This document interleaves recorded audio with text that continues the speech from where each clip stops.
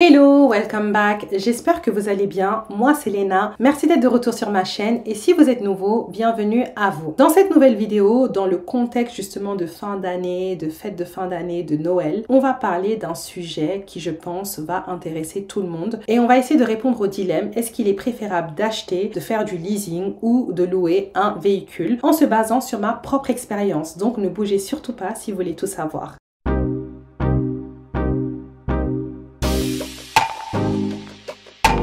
Étant donné qu'on est en pleine période de fin d'année, qu'on est à quelques semaines des fêtes de fin d'année et de Noël où justement on dépense, je voulais parler du sujet du véhicule parce que j'étais en plein dedans il y a pas très longtemps. Et donc aujourd'hui, je vous en ai parlé dans pas mal de vidéos, le véhicule c'est vraiment un objet de représentation sociale. Au-delà du fait que c'est super pour aller d'un point A à un point B, pour se sentir libre, pour pouvoir se déplacer, même si ça devient très dur sur Paris, voilà, je me passerai de commentaires, mais voilà, moi je suis quelqu'un, j'aime être libre, j'ai eu un véhicule très tôt, dès mes 18-19 ans, j'ai été véhiculée et jusque maintenant je le suis. Moi je trouve que être véhiculé ça aide vachement pour se sentir mobile, pouvoir se déplacer, même si le réseau de transport est super, on va pas revenir sur ce débat là, mais voilà, donc c'était pour vous parler vraiment du côté financier et du côté budgétaire du véhicule, parce qu'il y a de plus en plus de gens qui vont soit acheter des véhicules trop chers pour eux, ou qui vont passer par du leasing pour X ou Y raison. Et donc moi je vais répondre à cette question clairement, parce que j'ai un avis qui est tranché par rapport à ma propre expérience. Donc pour vous donner un peu de contexte, j'ai eu mon permis il y a maintenant presque 12 ans, et donc quand j'ai eu mon permis directement, j'ai recherché un véhicule à acheter en occasion et grâce à mon frère qui m'a prêté des sous, j'ai pu acheter mon véhicule. Merci encore à lui. Et donc le véhicule que j'ai acheté à l'époque, jeune permifié, c'était une Clio 2 de 2003. Donc à l'époque, j'étais pas peu fière de mon véhicule, hein. Donc en diesel que j'avais acheté 3500 € il me semble chez un professionnel. Et donc voilà, c'était un véhicule manuel bien sûr 2003. Hein. J'avais mis ma petite assurance au tiers parce que j'avais pas beaucoup d'argent, donc c'était pas du tout risque. Et vu voilà le véhicule quand même, c'était pas nécessaire de payer des 1000 et des 100. Et c'est un véhicule que j'ai gardé 5 ans. C'est-à-dire que je l'ai acheté à la fin de ma première année de licence et je l'ai gardé jusqu'à ce que j'ai eu mon premier boulot, même 1 an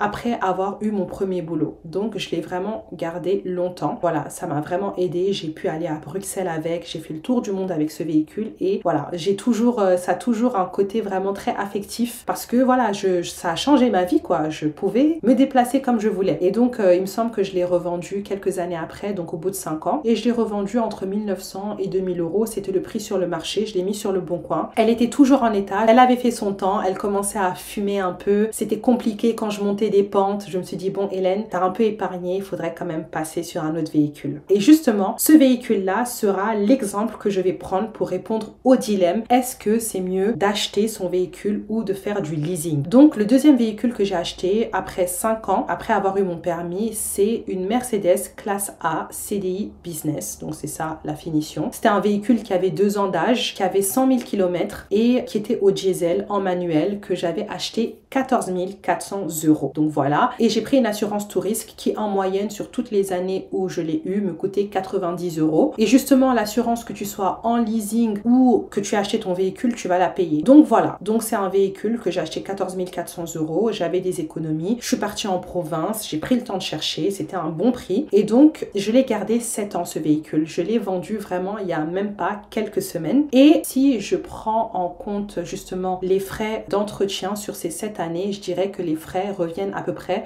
5050 €. Donc on va noter tous les chiffres, comme ça vous aurez les chiffres. Prix d'achat 14 400 €, l'assurance on zappe parce que dans tous les cas c'est applicable à tout, les frais d'entretien 5050 € et j'ai revendu le véhicule 11 000 €. Voilà, plus ou moins 11 000 €. C'est un achat que j'avais fait sur des fonds propres. J'avais pas eu la nécessité de faire un crédit. Quoique, en fait, le temps de vendre le véhicule, pour me laisser le temps, j'ai pris un crédit que j'ai remboursé en totalité. En plus, à l'époque, le crédit ne coûtait rien. Donc voilà, donc achat vraiment quasiment en fonds propres. Et donc, si on fait le calcul, les 14 400 € au prix d'achat, moins les 11 000 € auxquels je l'ai vendu, on a 3 400 € et c'est à peu près justement l'argent que j'ai dépensé rajouter sur ce véhicule sur cette année. Si on rajoute à ça les frais d'entretien de 5 050 €, on est à 8 450 € sur 7 ans que le véhicule m'a coûté. Après les amendes, l'assurance, ça, dans tous les cas, que ça soit un leasing ou pas, ça aurait été là. On est d'accord? Vous me suivez? D'accord. Et on va être jusqu'au boutiste. On va essayer de faire l'étude la plus complète possible. On va rajouter l'inflation. Donc j'ai regardé entre quand j'ai acheté mon véhicule en 2017 et aujourd'hui, on a à peu près entre 13 et 14% d'inflation. Donc on va rajouter l'inflation au prix de vente. Donc 11 000 € moins l'inflation, ça fait 1 430 € de perte de valeur. Vous me suivez? Et donc du coup, si on prend justement 1 430 € divisé par tout le temps que j'ai gardé le véhicule pendant ces 7 ans, on est sur 88 mois, c'est 16,25 € par mois. Donc l'inflation, ça m'a rajouté 16,25 € par mois de frais sur le véhicule. Donc voilà à peu près. Et donc si on reprend les 1 450 € qui correspondent à la différence entre le prix acheté 14 400, le prix vendu 11 000 € et justement les frais d'entretien, donc 3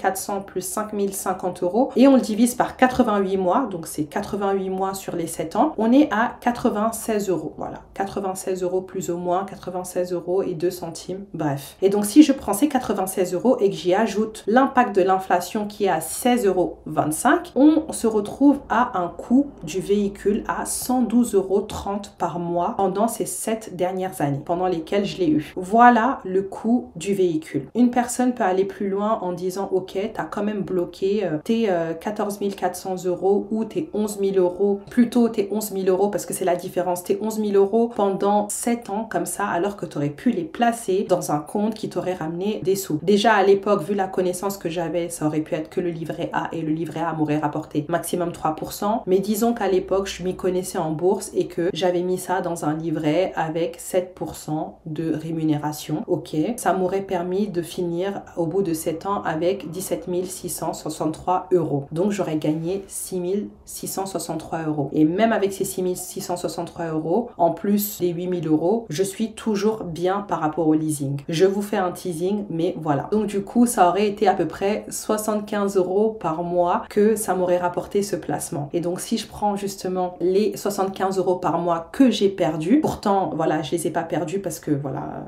un placement, c'est au bonheur la chance. Et justement, si je rajoute ces 75 € aux 112,30 € que je vous ai justement donné comme coût de ce véhicule, ça aurait fait 187,30 €. Voilà, globalement, 187,30 €. Donc c'est ça le max hein, avec toutes les potentialités que ce véhicule m'a coûté. Et je vous dis le max parce que franchement, le truc du placement, je sais même pas si je veux vraiment le prendre en compte. Mais soit 112,30 €, soit 187 € et des poussières. Donc voilà le maximum que le véhicule a pu me coûter. Donc maintenant, j'ai pris un véhicule similaire à ce véhicule-là, c'est-à-dire par rapport à l'époque, une classe A qui est récente aujourd'hui. Parce que quand je l'ai eu, ma classe A était récente. Donc c'est vrai que l'avantage du leasing, c'est que au début, le coût initial il est réduit. Tu vas pas sortir 15 000 €. Tu vas sortir une petite somme et après voilà, tu vas sortir peut-être 4 000 €, 5 000 € et après tu vas payer des mensualités. Donc il y a une facilité de paiement. Il y a aussi le fait que c'est des modèles dernier cri. Donc effectivement, j'aurais pu avoir à l'intérieur, parce que l'extérieur se ressemble, en plus elle était très belle, la classe A que j'avais. On peut dire que voilà, j'aurais eu les petits gadgets, les petites options, et ça franchement moi je m'en moque. Et certains entretiens pris en charge. Et ça encore, je pense que c'est pas une vérité parce que tu peux vraiment avoir des pénalités si tu rends le véhicule pas nickel. Donc voilà. Et une, entre guillemets, tranquillité d'esprit de ne pas avoir à aller acheter le véhicule, le revendre, etc. C'est ce qu'on dit. Voilà, c'est ça les avantages du leasing. Maintenant, si je prends justement un véhicule similaire que je vais vous afficher, que j'ai pris sur le site de Mercedes. Donc une classe A, 180 Progressive Line. Voilà, c'est ce que j'ai trouvé. Location longue durée. Et donc là, on va être sur une automatique parce que maintenant, c'est ce qui est à la mode. Et voilà, avec en essence. Et en plus, en essence, ça coûte un peu plus cher normalement. Donc on est sur un véhicule qui vaut 39 149 €. Je pense que c'est une occasion, qui a un peu de kilométrage, je pense 30 000 km. Et donc, si on fait du leasing, là, on a une simulation avec un apport de 5 872 €. Donc, c'est ce qu'on va mettre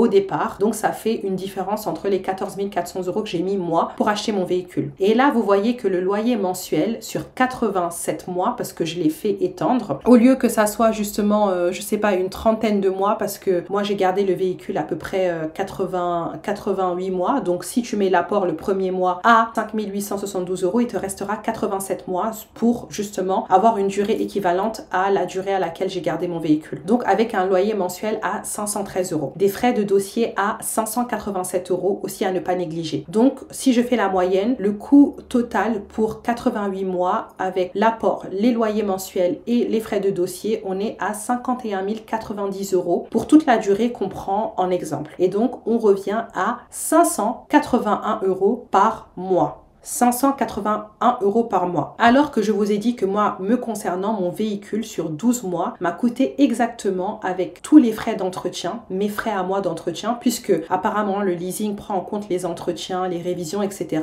Ça m'est revenu à 112,30 € Et j'ai même rajouté ce qu'un placement m'aurait potentiellement apporté si j'avais placé les 11 000 € que j'ai mis sur la voiture, et c'était à peu près 75 €. Donc on parle de 187 € maximum. Donc dans les deux cas, on est bien en dessous. On est quasiment 5 fois en dessous du prix qu'on va payer mensuellement. Donc en conclusion, le leasing m'aurait coûté 51 090 €. Alors qu'avec les 112,30 € que j'ai dépensé en achetant mon véhicule, on est à peu près à 10 000 €, grosso modo. On est moins, mais j'ai arrondi. Et donc on parle quand même d'une différence de 41 090 €. Franchement, là quand même il y a une différence sur 5 ans. Donc voilà ce que coûte le leasing. On parle de 466 € par mois. Et même avec toute cette histoire de placement, j'aurais quand même gagné 393 € par mois à peu près. On est quand même là sur une grosse différence, une différence de 38 000 € à 41 000 € que vous auriez pu mettre autre part pendant ces dernières années, que vous auriez pu placer, vous auriez pu investir. Donc on est d'accord que à titre individuel, avec votre argent à vous-même, le leasing, c'est pas gagnant du tout,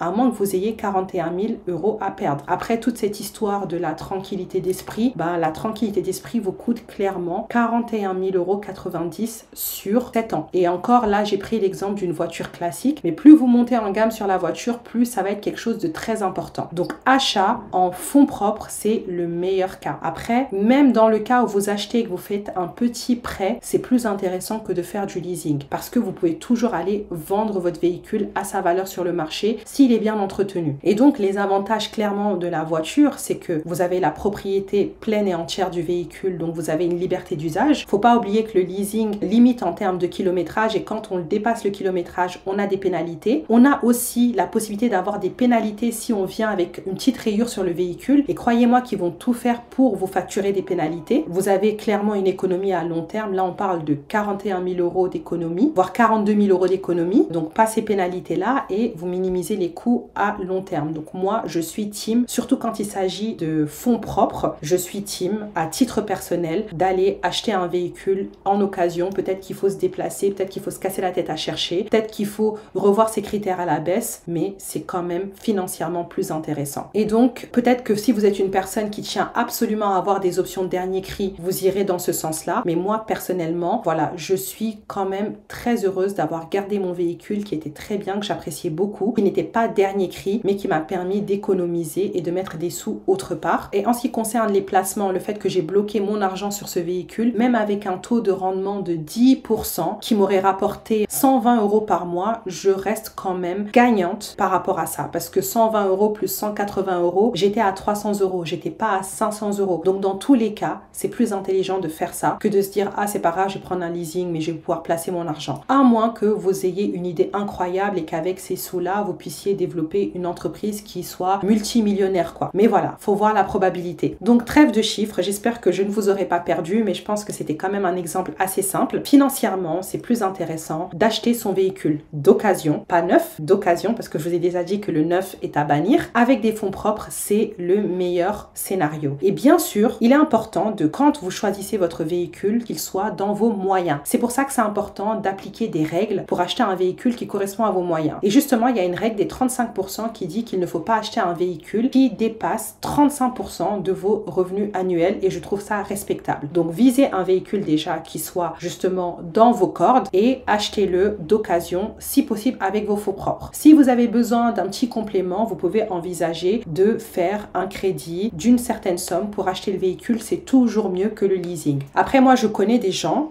voilà, dans mon entourage professionnel ou autre, qui ont la flemme de se casser la tête à éplucher les annonces ou même à devoir revendre leur véhicule sur le marché de l'occasion, qui préfèrent prendre un leasing. Mais un 400, 500 € par mois, au début, on le sent pas. Mais sur le long terme, quand on compare, on est clairement perdant. En tout cas, moi, personnellement, je serais pas prête à faire ce sacrifice-là pour être tranquille psychologiquement. Et donc, personnellement, je déconseille toujours le leasing. Même dans le cas d'une entreprise, je peux le déconseiller, alors que dans le cadre d'une société, le leasing, c'est différent parce que vous pouvez faire passer des frais. Vous avez en tout cas des avantages en termes de fiscalité qui peuvent être intéressants. Mais même dans ce cas-là, c'est mieux d'acheter le véhicule en prenant un crédit via la société et en remboursant tous les mois que de faire un leasing. Parce que le leasing, vous gagnez rien. Vous rendez le véhicule à la fin, vous aurez tout perdu. Sauf une exception où vous avez une activité qui est spécialisée dans le transport de gens, dans tout ce qui est VTC, si vous avez du transport justement de matériel aussi, si vous devez avoir une flotte de véhicules à jour. Par exemple, si vous avez un business d'auto-école, clairement là, c'est mieux de faire du leasing parce que vous avez des législations qui vous obligent d'avoir des véhicules à jour, des véhicules neufs, des véhicules très récents et vous renouvelez très régulièrement votre flotte de véhicules. Donc là, c'est compliqué de se prendre la tête et surtout, le véhicule vous rapporte de l'argent. Mais si vous avez une société, vous êtes consultant ou autre et que vous voulez un véhicule, clairement, le leasing pour moi, c'est pas intéressant. Vous allez perdre des sous et même dans le cadre de l'optimisation fiscale, vous allez perdre de la trésorerie. Donc la seule exception, c'est si votre activité principale tourne autour des véhicules et que justement l'état des véhicules va influencer votre chiffre d'affaires. Là, effectivement, ça en vaut la peine de faire du leasing. C'est le seul cas dans lequel pour moi le leasing est acceptable. Donc voilà mon grain de sel sur le sujet. Voilà mon histoire avec justement les véhicules et pourquoi j'ai décidé d'acheter mon véhicule d'occasion et pourquoi je continue à acheter des véhicules d'occasion et à les revendre sur le marché de l'occasion parce que pour moi c'est le mode le plus intéressant financièrement. Donc je sais pas quel est votre avis sur le sujet. N'hésitez pas à partager avec moi. C'est vrai que généralement je suis très nuancée mais là je suis très tranchée. Ne faites pas de leasing. Achetez un véhicule dans vos moyens, achetez-le d'occasion et tout ira bien. Donc voilà. En tout cas, je suis curieuse de savoir ce que vous en pensez. N'hésitez pas à me laisser en commentaire vos avis, votre expérience, etc. Et justement, si vous avez un avis contraire, n'hésitez pas, partagez votre avis et voilà, on verra ce que les gens en penseront. En tout cas, si vous avez apprécié la vidéo, n'hésitez pas à liker, à vous abonner, à activer la cloche de notification, à rester connecté pour plein de contenus intéressants et profitez des fêtes de fin d'année, dépensez mais n'abusez pas. Et je vous dis à très bientôt pour une prochaine vidéo. Cheers!